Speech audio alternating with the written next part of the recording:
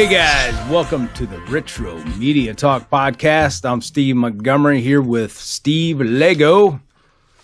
Howdy, people. And we're going back 40 years, guys. 40 years again. We did another movie recently, 40 years, and now we're going back again 40 years, and this is the month. When did it come out, Steve? July 29th, 1983. Jeez, unbelievable. I know. It doesn't seem that long ago. I mean, but I guess it is. Wow. Well, we're talking about National Lampoon's Vacation, starring Chevy Chase and Beverly D'Angelo and Anthony Michael Hall and Dana, what was it, Barron? I don't know. Yeah, Dana Barron, John Candy, Eugene Levy, Brian Murray. What's the guy that played Eddie? I can't remember his name. Randy Quaid. Oh, Randy Quaid. Yeah, I mean, it was Christy Brinkley. Yeah. So I haven't seen this movie. I thought I watched it like quicker than I remember, or soon. What am I trying to say? Sooner than I remember. But I just watched it last two nights. I watched Vacation, and I watched the documentary on it. Mm-hmm. That was on the Blu-ray. It was on one of these TV channels. I don't know, but it was an hour and a half of. It aired on TV, and they put it on the Blu-ray. But it was really interesting. I learned a lot that I didn't know about the film. So, pretty excited about recapping that. See if you know some of the stuff and the making that happened. It was a lot more challenging than I thought. I thought it would have been a simple film to make, But yeah, I was quite surprised. So anyway, when did you watch it, Steve? I watched it last night. Last night? When was the last time before last night did you watch it? It's a couple years, probably 2-3 years maybe. Was there anything you forgot, or did it all come back to you? No. For the most part, I remembered everything. Did you? Okay. All right. So, I love to get your opinion first. A lot of this stuff. So, how did it hold up for you this time? Oh, I mean, this is probably one of the greatest, comedies of all time, honestly. For me, I think it's Chevy Chase's best movie.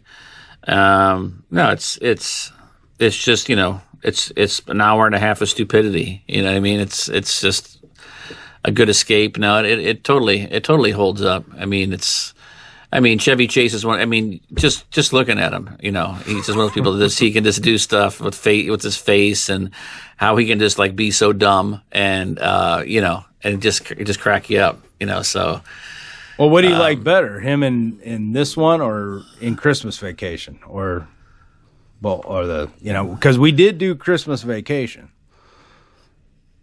Yeah, and no, I like this one better. Do you? Okay. Mm-hmm. Now, I love Christmas Vacation, but I absolutely love this film too. So this one is way funnier, in my opinion. It's hard for me to say which one's funnier, because Christmas Vacation is like I watch that every year pretty much. Yeah, me Christmas too. time. But going back to Vacation, I thought I remembered watching it maybe like a year or two ago, but apparently I didn't, because when I watched it, there was some stuff I picked up on and did not remember from previously watching. It's weird, man. When you really start to pay attention to certain things, you're like, well, that's exactly what it is. It's like now when we're watching these movies for the podcast, I pay a lot more closer attention to try to catch everything. You know what I mean? Whereas normally if you're to watch a movie, you're going to get up, you're going to do something real quick, or you're going to talk to somebody or whatever. There's all these distractions. And now when I try to do it, I try to wait till it's just me watching the movie, and I just try to just really focus on what's going on and just pay attention to everything. Whereas if you're just a casual watcher of the movie, you tend to miss a lot, actually. Yeah, and there's so many jokes going on in this film that I don't remember catching the first time. A lot. I mean, I caught a lot of jokes, obviously, and maybe I did, but I just can't remember them. But God. Well, I never caught until I watched it this time. Remember the scene where they're talking about going to the trip and they're doing the dishes? Yeah. Well, it wasn't. She's scraping the food off, and then he's wiping it with a towel and then putting it in the cupboard. I know. I didn't catch that the first time either. That was hilarious. It was so funny. I mean, just little things you just never paid attention to. And I don't know, man. This is genius filmmaking that was written by John Hughes, one of my favorite writers back in the day for these types of movies. I mean, I love John Hughes. This is like his big break was this movie. For the most part, I mean, this is what kind of launched him into movies, don't you think? I think that's what I saw in the documentary, that, he sold this script. It was called Vacation, I think, 58. Because he had wrote a story in National Lampoon magazine, right? Talking about a failed family vacation when he was a kid, and it was titled Vacation 58. So I don't know what the screenplay was titled, but yeah, so they sold the story to them, and they changed a lot, but all the stuff that happens along the way was so classic. Because for one, John Hughes is from Chicago, so I think he had a different path. And Harold Ramis, so we all know Harold Ramis. He did Caddyshack, and what else? Ghostbusters, of course. Ghostbusters, right? Did he direct that one? That's no, he was a writer on that one. Writer of Groundhog Day, writer on Stripes. He directed. He directed 4 episodes of The Office. I guess that's the last thing he did. But he directed Caddyshack. That's it. Okay. Club Paradise. I really liked that movie too. That was a funny one. Maybe that's a different one I'm thinking of. That was in '86. Oh, he did direct Groundhog Day. Okay. So anyway, I guess what Harold Ramis wanted to do was change a lot of the things and make it like an American type of, trip. So it's like a vacation. They were going to see all these different sites along the way, So right. So I thought that was interesting. But here's the thing that blew me away. Right. Mm-hmm. What blows me away about the film is it actually was filmed on vacation. They actually made a road trip film out of this. This was not in a studio or anything. It was a whole parade of vehicles, right? And they went from, I guess, Chicago to L.A., They went across the United States, and, they had to deal with, weather and all that stuff. And man, so they actually traveled and filmed this movie. That's what blew my mind when I watched the documentary. I was like, it was like they called it like it was like a circus going town to town. So did you know that? No, I mean, I guess I just assumed that, you know what I mean? Yeah, I figured they might have flew to one location and filmed a scene maybe or something like that, but I didn't know they were actually on the damn road. I mean, that was kind of crazy, man. A whole entourage traveling, across the U.S. filming this movie. So that was kind of cool. I really liked that. So they had to endure some some heat out in the Arizona desert, actual real heat. I mean, I guess it was like 100. I don't know if they said 20 some. I don't know. It was crazy. So they actually had to deal with a lot of elements during the making of this film. And that old lady, she had a stroke. Aunt Edna. She had a stroke. I didn't know that. Yeah. In the movie? Yeah, she had a stroke when they were, I forget where they were filming, and they attributed it to the heat, and she went to the hospital, and it was just a mild stroke, but she couldn't remember anything she had done previously. So they had to like get her up to speed and relearn some lines and stuff like that. She had like a mini stroke or whatever. Yeah, I felt bad for her because in the documentary they said, her biggest fear was traveling. She didn't know that they were actually going to be traveling, because I guess she was in a really bad, scary car wreck at one point, and she's terrified of going on the road. So she had no idea when she said yes to this project that they were actually going to be on the road traveling. So she was real terrified of it, but she sucked it up and did it. So that was interesting.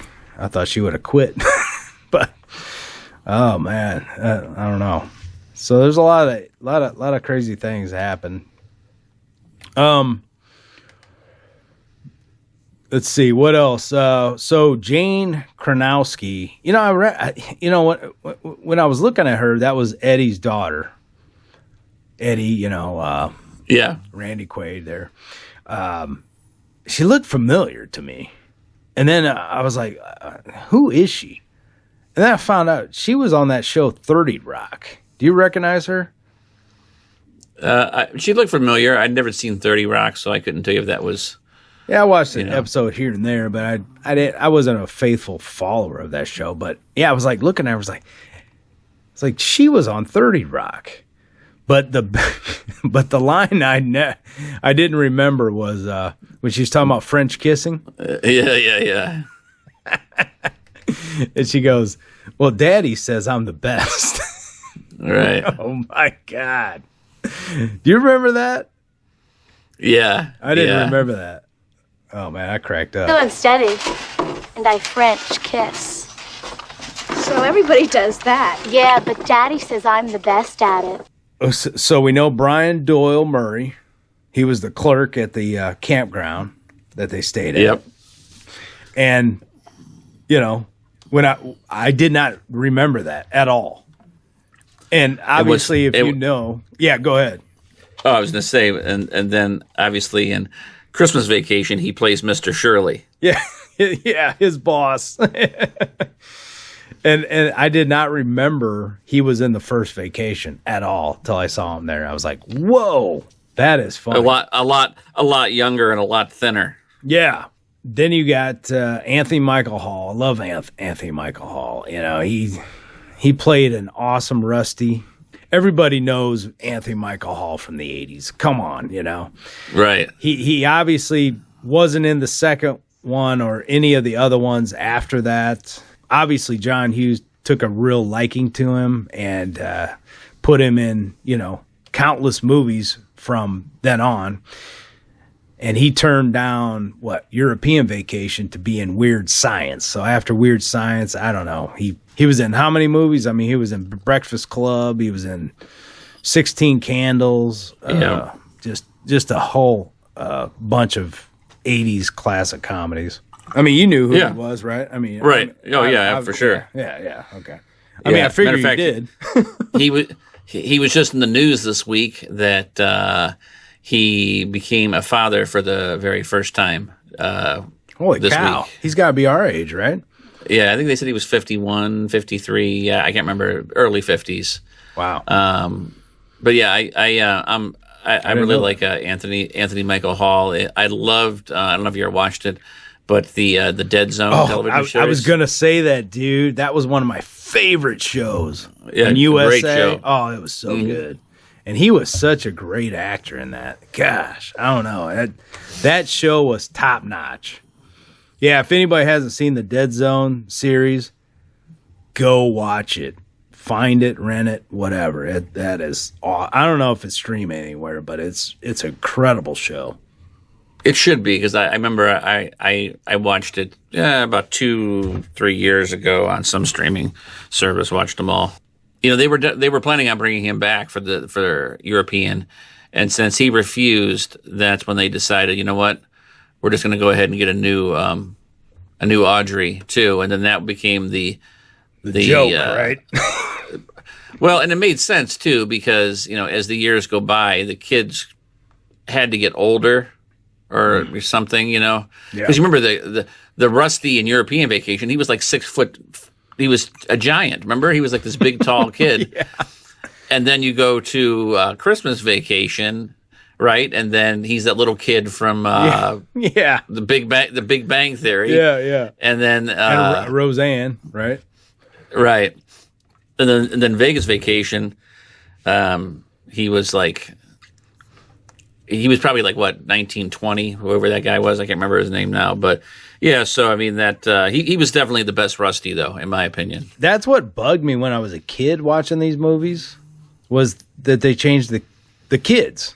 It just always freaking bugged the hell out of me.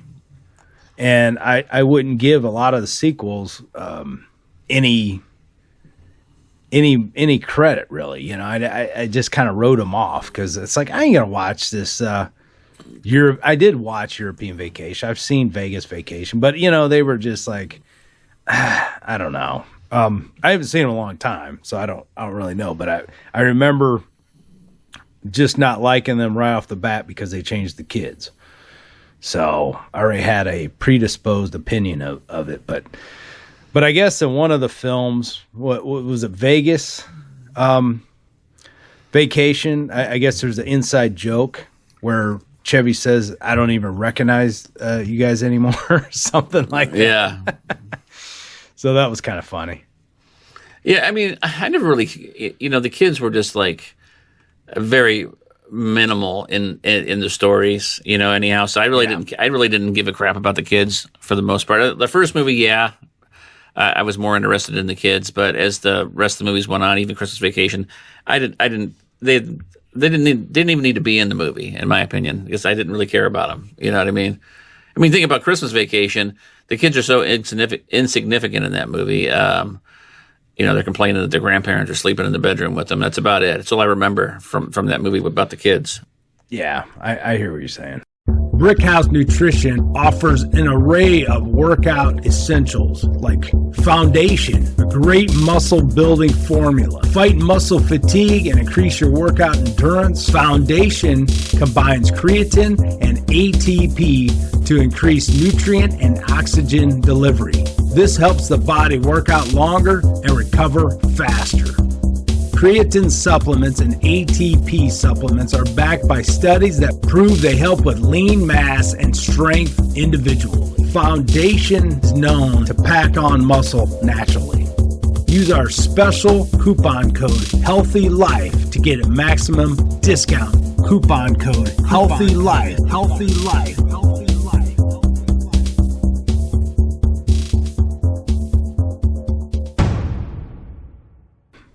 I was reading that that there was a scene cut out with Rusty where he hooks up with a prostitute. Did you hear about that? No, I did not. Because if you watch you go back to the scene where Chevy finally hooks up with Christy Brinkley and they're getting in the pool and all that kind of stuff. Yeah.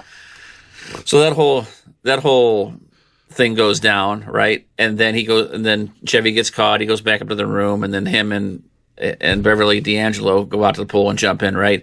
And as they're out in the pool doing their thing, they show the balcony, right? And they show Rusty and Audrey, and there's a woman standing next to him. Did you notice that? Smiling. And that was the prostitute he hooked up with, but they cut that scene out. So that's why there's this woman standing there like smiling right next to Rusty. Yeah. Oh, that's awesome. Yeah, one thing I love about this movie is there was a lot of questionable gags that wouldn't get, that wouldn't make it today, obviously. The whole scene where they get lost in St. Louis. Is it St. Louis? East St. Louis, yeah. Yeah. And he's like, hey, bro. Hey, excuse me, Holmes? Aha. What it is, bro? Let's fuck your mama. Yeah. Fuck your mama. Thank you very much. That was so funny, dude. and one thing I learned in the documentary, how that the pimp got the role. He called up the studio and said that Chevy, he met with Chevy or something, and Chevy told him to call about that role.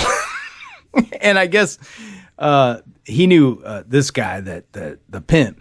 He Howie Mandel told him to do that, to call the studio and say he talked to Chevy, and Chevy suggested he get this role or try out for the role or whatever. And they kept trying. Well, when did you talk to Chevy? When did you talk? And he just kept making up shit.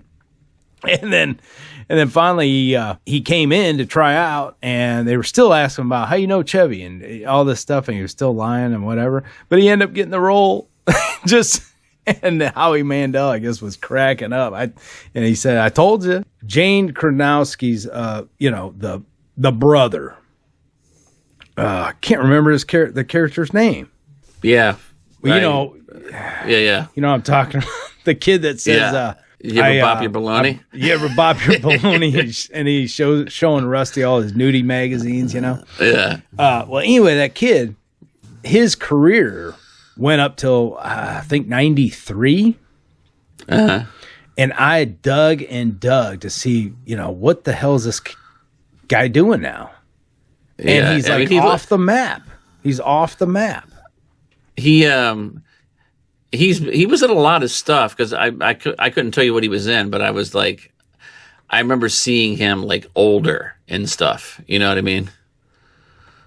Yeah, but I guess he has no online presence. He's still alive, but nobody can find out where he is or what he's doing. I've looked at several different sites, and people are like, "Hey, you know where he is? You know what he's doing?" And nobody knows. He's like a ghost. So that's kind of weird. Well, I mean, if on IMDb there's contact info and agent info. I'm sure you could probably find out that way, but is it up to date? I'm not really sure. Let me see what it says. John P. Navin Jr., I believe his name is, yeah. And the thing is, it's like he will not give any interviews. Like in this documentary, he wasn't in there. Everybody else was. They talked. I mean, he was gone. But I guess he will do no interviews. Like this was like years ago, a long time ago, when people knew where he was. But he won't do any interviews about vacation or anything. So I don't know where this guy is, man. It's weird. Maybe he's like really religious or something now, and I mean, doesn't want to acknowledge that he was in it. Being maybe. What did the agent thing say? Did you pull it up? You can't see it unless you subscribe to IMDb Pro. Oh, okay. But I mean, it's on there, so I'm assuming that you probably could find something out. But 93 was his last credit, and it was a TV movie. But he's been in episodes of like Cheers and different TV Facts shows. of Life. He won an award or something, and Jennifer Slept Here, some TV show. I never even heard of that one. I don't know if that was in the 70s or what. It's called Jennifer. I remember that show, yeah. And Jillian was the star, yeah. Yeah, I never even heard that. But he won some award for it. Was it a show or was it a movie? It was a show. That's it went one season, it looks like. Oh, she's a ghost? I'm just looking at it. With a ghost like Jennifer, comedy is alive and kicking. Yeah, he won Best Young Actor in a New Television Series. Oh, yeah. Joey faces a crisis of his life. Can Jennifer help? Yeah, he probably got caught bopping his baloney. You ever bob? My friend, what did he say? My friend showed me how I had a friend. Yeah. You know, he goes, teach me how to. He goes, how do you use a magazine? He goes, something a friend showed me. You ever bop your baloney? Yeah. I don't think I want a friend showing me that. Yeah. Would you want to sell any of them to me? Shit, no. I cherish these things. I use them a lot. How do you use a magazine? See, the guy taught me something really neat last year. Did you ever bop your baloney?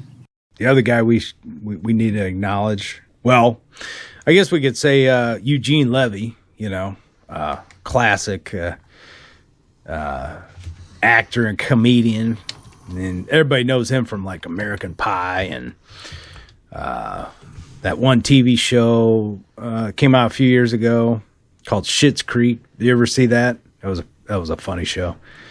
I never watched it. No. Yeah, he was in that. He's just a funny guy, man, with those thick black eyebrows. He just oh man, just looking at him, he cracks you up.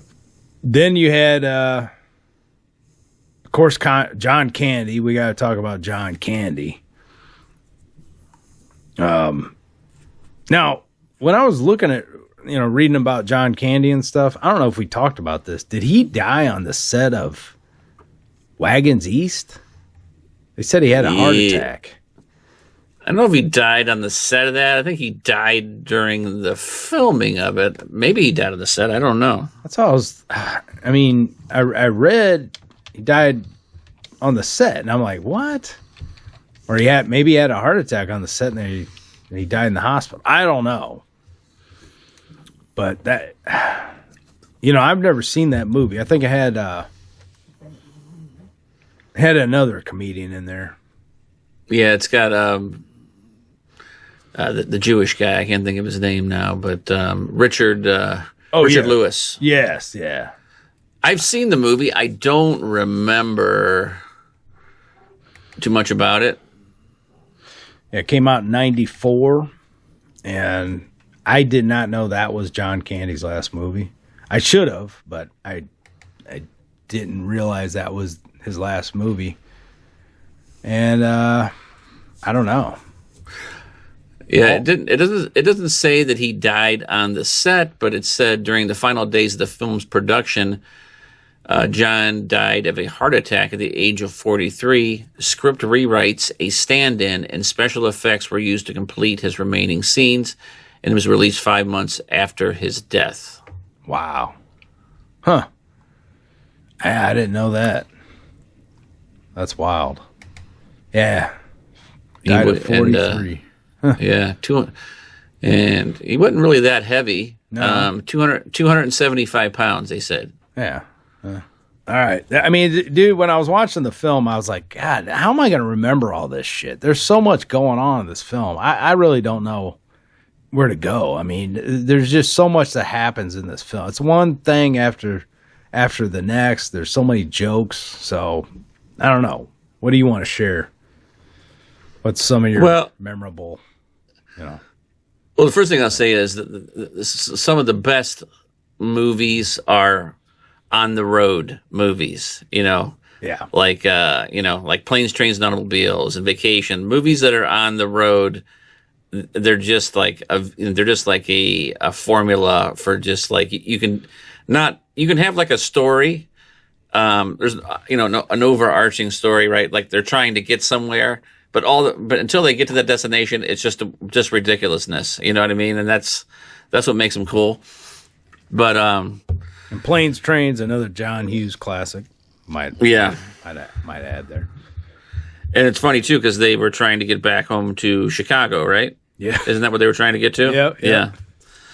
I mean, the the funny parts of this movie for me are, every time he sees Christy Brinkley. Oh, I love that. Oh gosh, and so funny.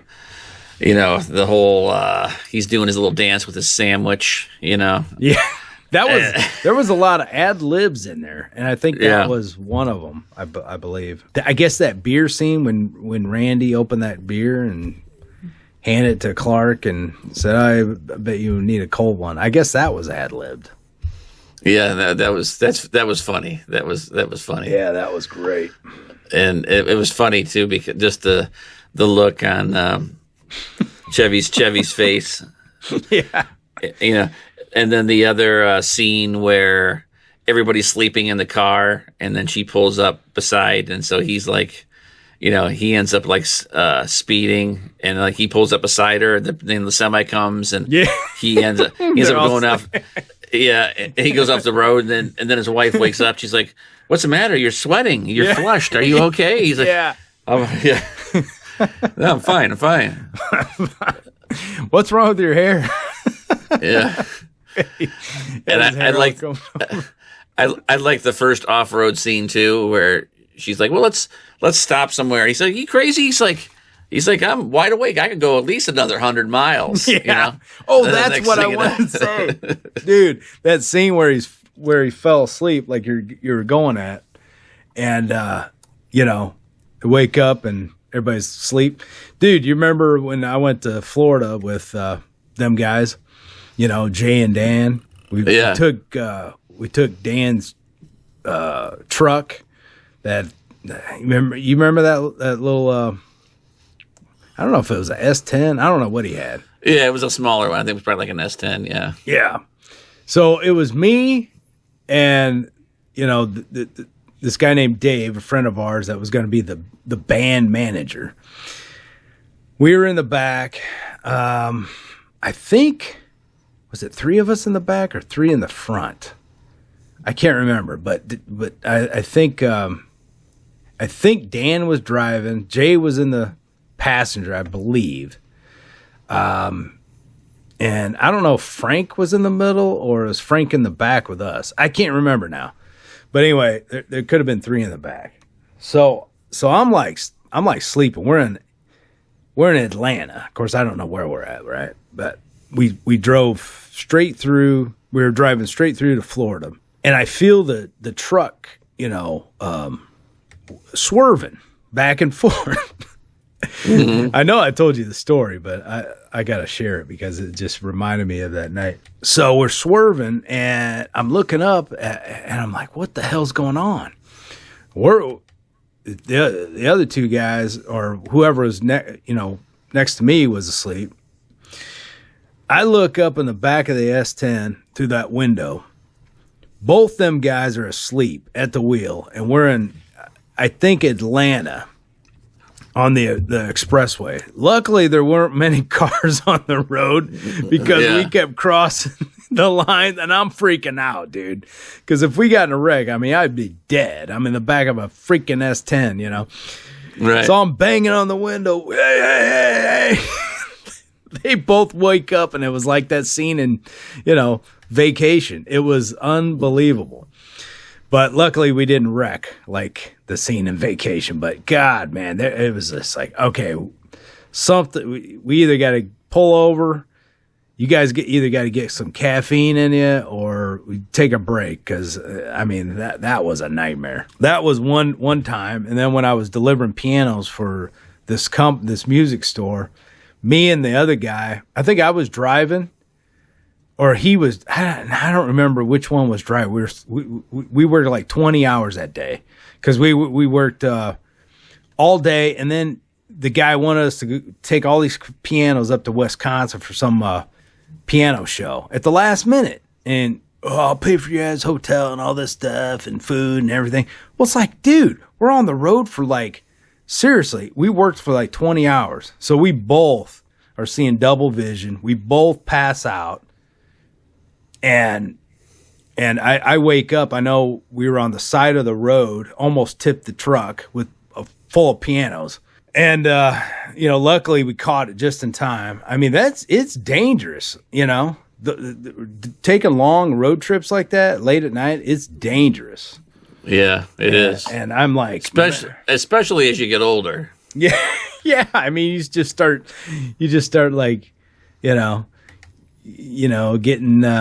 hypnotized by the road, and you got music on, and then you're like, oh, my eyes are getting tired, and yeah, I couldn't be a truck driver. It made me too nervous. Yeah, and that shit happens all the time with truck drivers, I'm sure. Oh yeah. Hi guys, this is Steve here. Do you ever think about taking your nutrition to the next level? Have you ever wondered what the best iodine supplement is? How about Detoxidine? Certified organic nascent iodine. A life changer. How about a liquid turmeric with black pepper? Goes in your system, fights inflammation. This blend preserves the full spectrum of antioxidants naturally found in turmeric. Global Healing Organics also just came out with an organic mushroom blend and bioactive copper. All this can be discounted with our special coupon code HEALTHYLIFE. With a $50 minimum purchase, use Healthy Life for maximum discount with a $50 minimum purchase. GlobalHealingOrganics.com. Oh, I forgot we saw Beverly D'Angelo's tits in this movie. She in the shower. She was getting in the shower. Yeah. And then was it when she jumped in the pool too? Yeah, I think so. Yeah, I think that was yeah. I might have. I mean, side shot maybe. I don't know. Yeah, they wanted Christy Brinkley to be nude, but she refused. Yeah. Another thing that cracked me up too was Chevy Chase's his wardrobe, because it was so typical 80s. Oh yes, yeah. At one point, he had a members only jacket on. Typical 80s dad too. He had like the Jordache designer jeans. Yep. Polo shirt. The polo shirt with the alligator on it. Yeah. He had like. Oh wait, is that polo with the alligator, or is that something else? No, that's what is that, Lacoste or something or whatever? But it used to be just alligator shirts, what everybody called them. Yeah. And he had designer jeans on, and then he had like I think he had like the white Nikes or something on. Yeah. I mean, his wardrobe. Even Beverly D'Angelo was rocking like the Jordache designer jeans too at one point. Oh yeah. And the scene where he, where they get in the fight and he goes to the bar, and when he's wearing Eddie's white shoes was. Oh yeah. I thought they would have made more of a big deal about it, but they didn't. But it was funny though. Yeah, it was a gag because he they get in that little fight or argument, and he goes down there and hits on two chicks. Right. And they won't give him time of day. Obviously, he was hitting on them. And then she comes walking in, Christy Brinkley. Hey, what do you, And next thing you know, he's skinny dipping in the pool with her. That's just a classic scene. He jumps in there, he wakes everybody up, and he gets caught. Oh, hi, honey. Crazy. This is crazy. This is crazy. Black hole! Jesus! Fuck! Clark, Hi, honey. what are you doing? Swimming. Yeah, my back was killing me, and I thought, a good hot swim, loosen up the muscles. Why go to the car, get the bathing suit, jump right in, and it's exhilarating. And guess what, honey? This person here was here. Well, I didn't see this person, so I screamed. That's why I yelled. I was so surprised. You can imagine, can't you, honey? Another thing that I was to say about Chevy, at one point he's wearing the baseball hat that I think it was like a Chicago baseball hat, and he ends up wearing that in all 4 vacation movies. The same hat? Yeah. Oh man, that's funny. I didn't pick up on that one. But a funny quote too is when they're at Eddie's house for their little barbecue. Yeah. And he goes, hey, Clark, how do you like yours? And he goes, little rare, pink on the inside. And he goes, no, I mean the bun. Yeah. Yeah. I love that. How do you like yours, Clark? Oh, medium rare, a little pink inside. Oh, your bun. Light or dark? Oh, either way, it doesn't matter. And then he goes, what else he say? He's like, I don't know why they call this hamburger helper. It does just fine by itself. I don't know why they call this stuff hamburger helper. It does just fine by itself, huh? And then he gets the sandwich and he goes, where's the meat? She's like, you get plenty of meat at home. And then he's getting ready to put the ketchup on. He goes, real tomato ketchup, Eddie? He goes, only the best, Clark. Only the best. No meat in this? You get plenty of meat at home. Be polite. Have some ketchup. Real tomato ketchup, Eddie? Oh, nothing but the best. One thing I didn't remember about this film is, the classic Christmas Vacation scene is where Clark just has a tirade, when he didn't get his bonus and, that big line or whatever. Well, I didn't remember that he had a similar line in this one. Not as long, but it was so funny. I think you're all fucked in the head. We're 10 hours from the fucking fun park and you want to bail out. Well, I'll tell you something. This is no longer a vacation. It's a quest. It's a quest for fun. I'm going to have fun and you're going to have fun. We're all going to have so much fucking fun we'll need plastic surgery to remove our goddamn smiles. You'll be whistling Zippity-Doo-Dah out of your assholes. I gotta be crazy. I'm on a pilgrimage to see a moose. Praise Marty Moose. Holy shit. Dad, you want to ask for something? Don't touch. Going back to Eugene Levy, the car. We got to talk about the car a minute. Because obviously that's a totally unrealistic scene where he trades the car in and they decide to go ahead and, crush it right there. But right. but the that car is like iconic, isn't it? Dad, this is not the car you ordered. Take it easy, Rusty. Ed, this is not the car I ordered. The green, the brown, the Wagon Queen family truckster.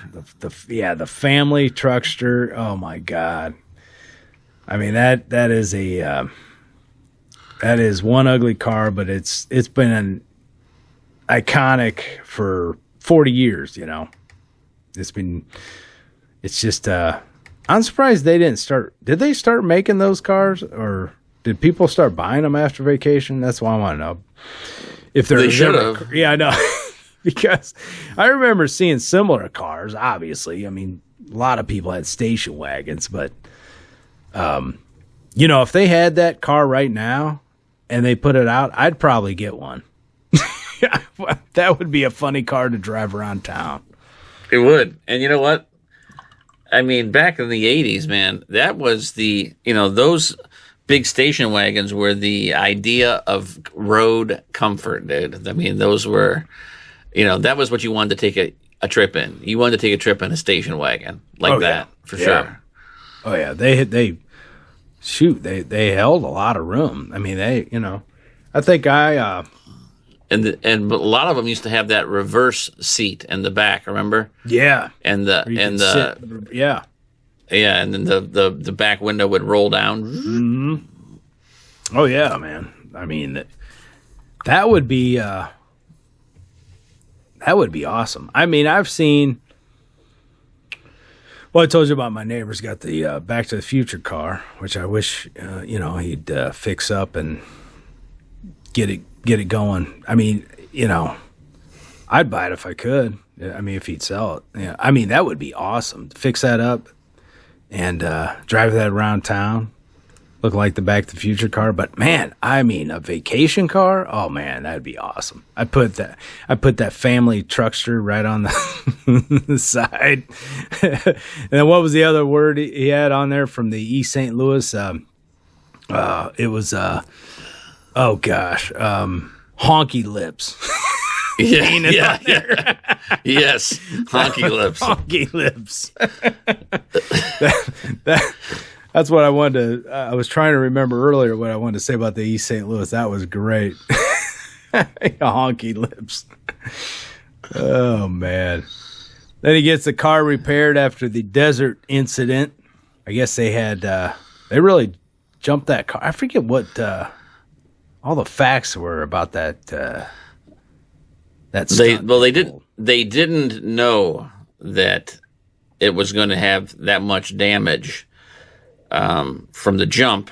So all the other cars they had for the movie, they had to try to replicate the damage from that to make it look as close as possible. But they were betting to see how far that they could jump that car with the stunt man and the cast and crew. They went far, right? I mean, it went far. Yeah, it went like 50 feet or something, over 50 feet. Yeah. And then when they got it repaired with the tires all lopsided, who the hell fixed the tires? Because it was driving straight then the next scene after that. Yeah. Well, that's just those movie those type jokes. things. Yeah, the jokes. Yeah, it's funny. Another good line I was thinking of was when they were over at Eddie's. There was tons of stuff over at Eddie's house, but you remember when it was Rusty and Dale? Yeah, where Dale, they were like they were looking at the worm farm, and then he goes. It's like, well, what do you do around here? And he goes, and he goes, you got Pac-Man? And he goes, no. Space Invaders? Nope. And he's like, you got asteroids? And then he goes, nah, but my dad does. He can't even sit on the toilet some days. Oh, yeah. I forgot about that one. Asteroids. That's a good one. Hey, where they looked all over for a farmhouse like that, when they were scouting for locations. And they actually paid this old couple. I didn't know it was a real house with people living in it. But they came and filmed for a day at these people's house. And I forget exactly what the compensation was, but it was just two old people in that house. They scouted locations and they found that house rented it. It was perfect. It was perfect for Eddie. I can tell you that. It was. Of course, his wife, she returns in Christmas Vacation. They didn't change her, so that was kind of cool. Was it the same woman? I didn't. Huh. Yeah, same woman, but I think different kids, obviously. Yeah. Hey, what about that scene where Beverly D'Angelo's in the shower and he's starting to do the psycho scene with the banana. With the Jaws music. Yeah. Yeah. And then he goes, "Can I do your back, honey?" She's like, "I've already done my back." He goes, "Could I do your front?" And she goes, "Go do your own front." Yeah, dude. Then they used not only did they use that Jaws theme a little bit there, but kind of a short scene, but they used the Chariots of Fire theme song when they were running. You remember that scene? Yes, yeah, Chariots of Fire, yeah. Yeah, Chariots of Fire. I was like, oh my gosh. Well, that came out, probably a few years before that one? I don't know. I can't remember exactly, but it's funny how some movies use, theme songs from other movies. I don't know how they get their licensing from it, but that was kind of funny. I had forgotten that totally. I've never seen that movie. Have you? Oh yeah, it's a great movie. Chariots of Fire. Yeah. It's about runners. I mean, it's I can't remember. I think it's a true story. I think it is. It's really good though. The score, I used to like the score because it was done by Vangelis, a big synth composer, and that was kind of funny how they threw that in there. So, one thing I didn't understand was who was running the rides for the guys. You gotta suspend your belief there. I guess. Yeah, that was I forgot how it ended exactly. I knew they got off, but it was similar to Christmas Vacation. The ending. Yeah, how the SWAT team shows up, and how the Christmas Vacation, the boss says, "Oh no, I won't press charges," and then same thing happened with the in Vacation, which I thought was kind of cool. How they kind of it's kind of like a repeat in a way, not a repeat, but certain elements kind of repeat to Christmas Vacation from this one. So maybe that's why they're both those movies are so close to people liking, because when you talk about the vacation movies, most people just talk about Vacation and Christmas Vacation. And the other ones kind of just like fall out of the wayside. There was another quote too that cracked me up, and it was just like the typical Chevy Chase nonchalant like response he would give somebody. It's when they were in the Wild West town. Yeah. And Rusty's like, he said, "That was a crummy Wyatt Earp, Dad. He was wearing jogging shoes." Yeah. And he goes, "They used to, Rusty." Yeah. I thought that was funny too. That was hilarious. Yeah, that movie, I'm not having the, I don't know what it cost to make, but it grossed over $60 million in the U.S. alone, which was, a huge hit. The budget was $15 million. $15 million? Wow. Yeah. Well, they paid John Candy $1 million. They did? Yeah. Well, what they paid Chevy Chase? I didn't see that information, but they basically said just because because that scene was added in. You know what I mean? They did a test screening. Did you read about that? They did a test screening, and people didn't like the ending. Yeah. So they came back 4 months later and did a reshoot, and that whole John Candy thing wasn't in the original script. So they decided to get John Candy in there, and they paid him $1 million to do that little end sequence. So, how did it end again? I was loosely reading about that. That they went to they kidnapped Mr. somebody or something? They went to Mr. Wally's house and kidnapped him or something. Oh, okay. Yeah, the audience didn't like that, so they decided to reshoot it, and so they got John Candy to do it for $1 million. Wow.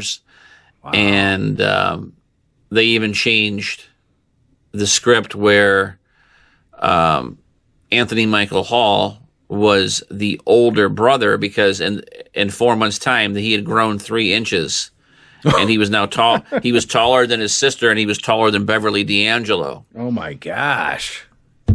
Wow. Yeah, he was in the interview of the making and stuff. He was like, "Yeah, Dana was a little hottie. I had a crush on her." You always wonder about these young, stars working with these chicks or whatever. If, he's like, "Yeah, she was a little hottie. I had a little crush on her." Was she there when he said that?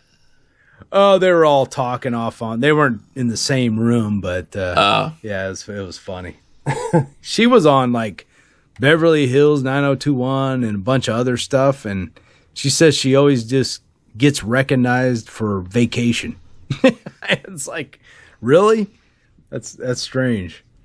I mean, if I saw her today, I wouldn't recognize her. I wouldn't either. I mean? Yeah, I wouldn't either. The test audience was absolutely correct. If Eddie did that, it wouldn't have been as bad. But Chevy Chase, I like how that was perfect. He has a BB gun, price tag still on it, and he's holding up the park, with John Candy. That just is a classic ending. I mean, whenever I watched Vacation, that was like the ultimate finale. You know what I mean? I always looked forward to that part when they get to Walley World. And, they're pulling up and there's no cars around and they do not even notice. Hey, we're the first ones here, guys, Right. That was great when they find out it's closed. Sorry, folks, park's closed. The moose out front should have told you. Yes, we're here to see Mr. Roy Walley. What is your name, sir? Clark W. Griswold. What's this regarding, Mr. Griswold? We're here for public amusement relations, or a summer inspection to a personal matter. Inspection. Well, nobody notified this office of anything. Well, I'm notifying you. I'm afraid I'm going to need a little more than that, sir. Okie dokie. How's this? Clark, have you lost your mind? Where did you get that? Sporting goods store, honey. Now you listen to me, fat ass. You do what I say and there won't be any problem, okay? Okay. We just drove 2,460 miles just for a little Roy Walley entertainment. The moose says you're closed. I say you're open. It just couldn't get any better than that. So the test audience was correct by not liking that original ending and them changing it. I mean, yeah, if it cost them $1 million, look how much it grossed. 60 million in the United States alone, countless DVD releases, countless VHS and Laserdisc. Who knows what they made off this movie? What about the stupid airbag gag they did twice? I love the airbag. It was obviously just like a garbage bag. Yeah, that was great. It wasn't even coming out of the steering wheel. I know. Damn airbag. It's like a thin garbage bag. Yeah. and that about that time, airbags were just coming into. Well, yeah, I couldn't believe there was an airbag in it. For one, I was like, did they even invent them yet? I couldn't remember. I think that, and they certainly weren't in station wagons. They were probably in the more highfalutin type cars, like the Ferrari Christie was driving, probably. Yeah. And they had to teach her how to drive that, by the way. Because that was she didn't know how to drive that thing. So I guess she picked it up real quick, they said. Took her on the road about an hour, and she picked it up right away. It's funny how they filmed that, though. They had the station wagon when they're filming, scenes. You know how most car movies, they're filmed in a studio with a green screen driving. Yeah. I mean, they actually had that they had the car on like some kind of trailer or something. Yeah. It was weird. And so everything was moving while they were filming. That was great, man. I don't know how they could do it on those roads though without getting had to be difficult without getting other cars in there in the scenes and stuff. I don't know. Because I don't know, maybe they could close the road or I don't know how that works. Chevy Chase, man, he said you could see it too. That dog scene where they forgot to take the dog off the back and Stacy Keach, or wasn't Stacy Keach or... It was his brother. His brother, not Stacy Keach. They look alike, though, kind of. Yeah, James Keach. James Keach, yeah. I guess Chevy had a hard time holding a straight face when they're talking about the dog and when the cop's all serious, talking about that little guy. He probably tried to keep up with you. I don't know. Whatever he said on there, I guess Chevy Chase, because you can see him like kind of like it looks like he's crying, but I guess he was just laughing his ass off. He had tears coming off his eyes. And what did he say? He said, "You know what the penalty for animal cruelty is in this state?" And he goes, "No." He says, "Well, it's probably very stiff." Yeah. Yeah. I was also reading that when they're leaving Chicago, and they're showing the car driving and all this kind of stuff. There's one scene, like an overhead scene, and they use that scene in Married with Children in the opening credits. And so when you watch the opening scene of Married with Children in the opening credits, I guess you can see the family truckster. Are you serious? Yeah, I gotta check that out. That's hilarious if that's true. And I guess they also used that same scene in Knight Rider, an episode of Knight Rider. Oh my and gosh. and an episode of the Goldbergs. Oh my gosh. That's funny, man. I forgot to see who's alive and dead, but most of the people besides Aunt Edna and John Candy are Mr. Walley. Oh, Mr. Walley's dead? Yeah, I guess he would be, yeah. Well, I mean, he was a famous actor from back in the 40s. That guy. He looked familiar. I couldn't remember what I've seen him in. But is Brian Doyle Murray? Is he still alive? No, he's still alive. Oh, he is still alive. He's still alive. So he's 75, I guess, or something. Or he's got to be older than that, don't you think?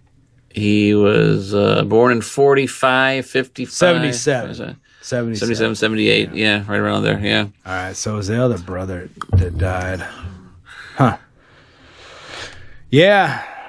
So John Candy and the other two. I don't know about Frank McRae. He was the black security guard. He's been in tons. No, he's dead. Oh yeah. Okay. He died in 2021. Oh, he did. Okay. Yeah. He was in a ton of movies. The last movie that I remember seeing him in, was quite a while ago, but it was Lock Up with Stallone. Remember? Oh yeah, Lock Up. I love that movie. And they were restoring that car, and he's like, it was Maybelline. That was his car that he was restoring. And then they smashed his car up because they did something wrong. And he was also the police chief in Last Action Hero. He was Arnold's boss. Oh, yes. Hey guys, this is Steve from Retro Media Talk. I have a new project out called Fear the Void with my old buddy Ryan Machine Keene, guitar virtuoso. It's a heavy metal project. We have a debut track out right now called New World Order. We hope you support it. Download it at Bandcamp. Just go to bandcamp.com, search for Fear the Void, New World Order, and download it. It's only 99 cents, and you would be helping us tremendously. We'll get about 74 cents of that. That 74 cents will help us go on to create more content. We have more songs on the books. We just need your support. So download our new single, New World Order.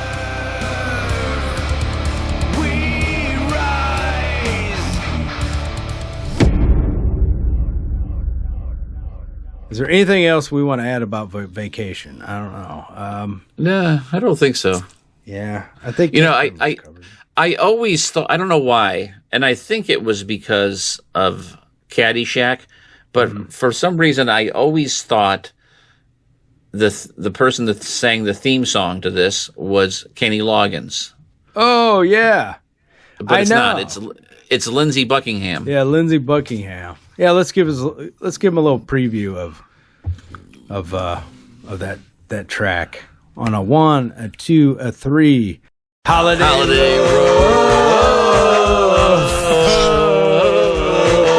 Holiday Road.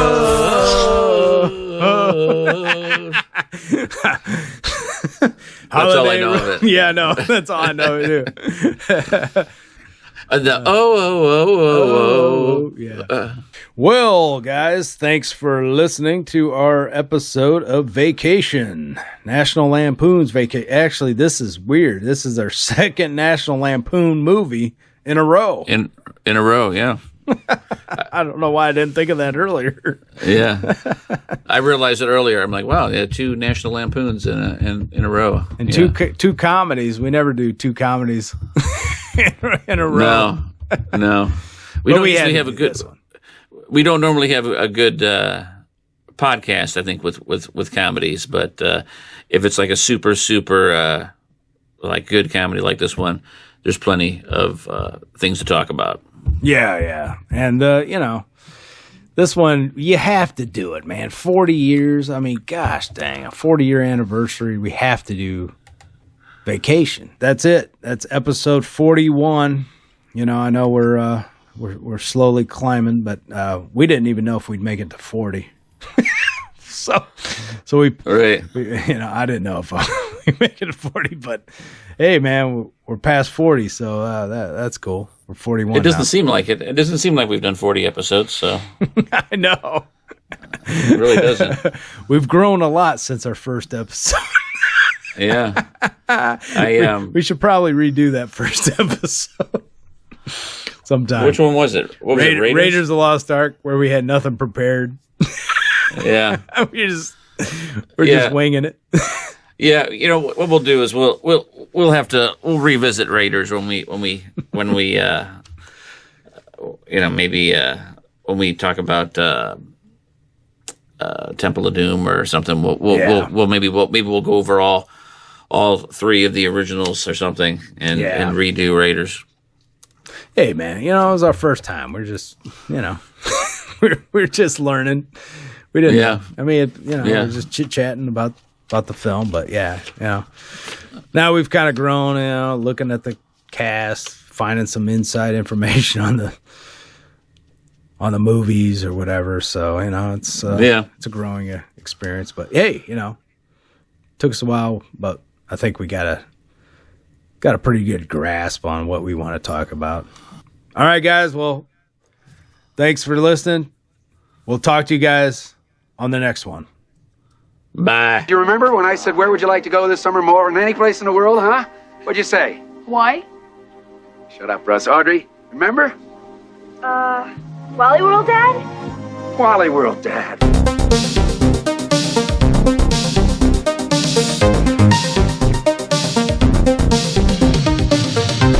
Thank you for listening to the Retro Media Talk Podcast.